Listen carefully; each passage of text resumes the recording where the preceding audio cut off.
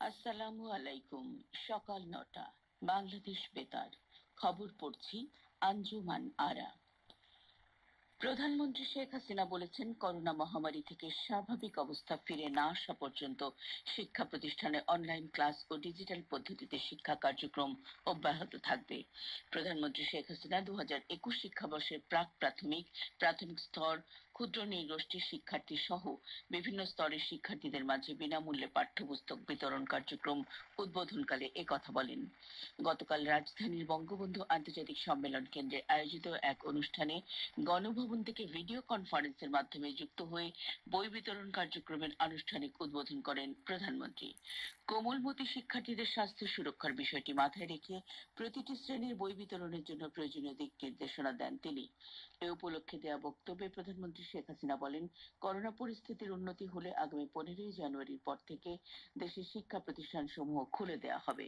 তিনি বলেন, পরিস্থিতির উন্নতি না হলে শিক্ষার্থীদের স্বাস্থ্য সুরক্ষার বিষয়টি সর্বোচ্চ বিবেচনায় নিয়ে শিক্ষা প্রতিষ্ঠান আরও কিছুদিন বন্ধ রাখতে হবে বলে জানান শেখ হাসিনা।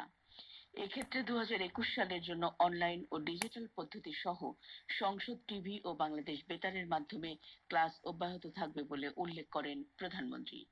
এই করোনা পরিস্থিতিতে ছেলে মেয়েদের সঙ্গে সময় কাটানো এবং খেলাধুলার মাধ্যমে পাঠ্যক্রম বহির্ভূত কর্মকাণ্ডে সম্পৃক্ত তাদের উৎসাহিত করতে পিতামাতা ও অভিভাবকদের প্রতি অনুরোধ জানান প্রধানমন্ত্রী।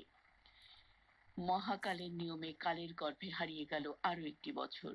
গতকাল সূর্য অস্তের সাথে সাথেই বিশ্বের অন্যান্য দেশের মতো বাংলাদেশও বিদায় দেয় ঘটনাবহুল ২০২০কে। বহু প্রত্যাশিত টিকা উদ্ভাবনের প্রেক্ষাপটে স্বাভাবিক জীবনযাত্রায় ফেরার আশা নিয়ে বিশ্ব ২০২১ নতুন খ্রিস্টীয় বছরকে স্বাগত জানায়। মারাত্মক করোনা ভাইরাস ২০২০ সালে বিশ্বব্যাপী জীবন ও জীবিকার ব্যাপক ক্ষতি করেছে। তবে উদ্ভাবিত টিকা করোনা ভাইরাসকে পরাজিত করার আশা বাড়িয়েছে। বিশ্ববাসী চাইছে ২০২০-এর দুঃসহ স্মৃতিকে দ্রুত ভুলে যেতে। সাধারণত বিদায়ী বছরকে বিদায় জানিয়ে বিশ্বব্যাপী নতুন বছরকে স্বাগত জানাতে নানা জাঁকজমকপূর্ণ অনুষ্ঠানের আয়োজন করা হয়।